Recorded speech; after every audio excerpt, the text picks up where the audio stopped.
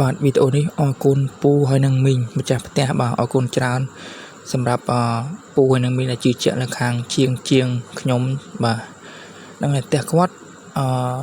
កែកុនបងប្អូនមកកែកុនបាទដំបូងក៏មានមកកណាត់ដែរគាត់រៀបបោកហើយមកកណាត់ដែរដល់ពេលអញ្ចឹងទៅនៅសល់មកកណាត់ទៀតអត់ទាន់បោកបាទរៀបហើយតែអត់ទាន់បោកអញ្ចឹងក៏ឲ្យខ្ញុំមកកែរៀបបោកក្រោថ្នាំហើយនឹងបន្ទប់ទឹកបាទនឹងទស្សនាមើលវីដេអូទាំងអស់គ្នាបងប្អូនបាទកែទាំងអស់បងប្អូនផ្ទះហ្នឹងកែញរុំទាំងទ្វារអីកែទាំងអស់ទ្វារប្អួយប្រកាន់ដៃឡើងទឿគឺកែទាំងអស់បាទញរុំទៅផ្ទះគាត់កាលមុនរៀងទៀបប្អួយគាត់រៀងទៀបអញ្ចឹងបងប្អូនបាទទ្វារអីរៀងទៀបទៅពេលអញ្ចឹងគាត់កែវះកាត់អីចឹងទៅឲ្យរៀងខ្ពស់តិចឲ្យរៀងសមបាទទ្វារក៏កែទាំងអស់ដែរបងប្អូនបាទហ្នឹងហើយក៏អរគុណពូហើយនឹងមីងដែរតែទទួលជាងយ៉ាងកក់ក្ដៅបាទហើយមួយទៀតក៏អរគុណក្មួយគាត់ដែរបាទជឺចលែនបាទផ្ទះគាត់និយាយរួមទៅធ្វើឲ្យមុនផ្ទះគាត់ផ្ទះក្មួយគាត់ណាបាទធ្វើឲ្យបានចាប់មកធ្វើផ្ទះគាត់នេះបាទហ្នឹងហើយអរគុណច្រើនដែរចែដែលទទួលជាងយ៉ាងកក់ក្ដៅដែរបាទហើយវីដេអូនេះអត់មានអីទេបងប្អូនបាទមានតែថតបង្ហាញដែលខ្ញុំផ្ទះខ្ញុំជួសជុលលាបថ្នាំ3គីឡូហើយអញ្ចឹងបងប្អូនបាទហើយផ្ទះនេះធ្វើតាំងពីមុនហើយចូលឆ្នាំបងប្អូនតែខ្ញុំបានយកមកកាត់យកមកផុសបាទថតទុកចោលហើយ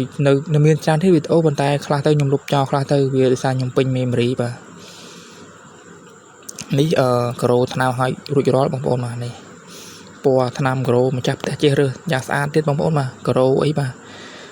រើសមកសំជាមួយនឹងថ្នាំហ្មងបងប្អូនបាទនេះបន្ទប់អាហ្វីបឆោតខាងក្រោយនេះចដាឡើងទឿប៉ុន្តែចដាឡើងទឿហ្នឹងក៏អត់បានឲ្យផ្សារដែកទេគាត់ដាក់ចដាឈើធម្មតាដែរបាទហើយនេះបន្ទប់គេងរបស់គាត់បាទបន្ទប់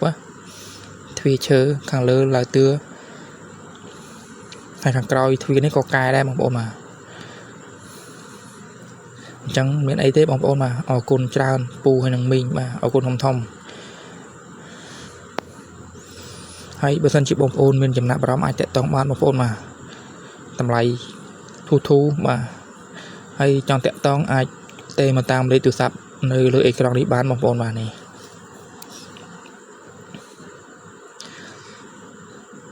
មានបន្ទប់ទឹកដាក់តែថាសមួយខាងលើដាក់ទៅតែនស្រួលបងប្អូនបាទអត់ប្រមាថទេបាទហើយខាងមុខរបស់គាត់នេះមានទ្វារលបងខាងមុខទ្វារលបងនេះក៏នេះដែរបងប្អូនបាទក៏កែដែរបាទលបងទៀប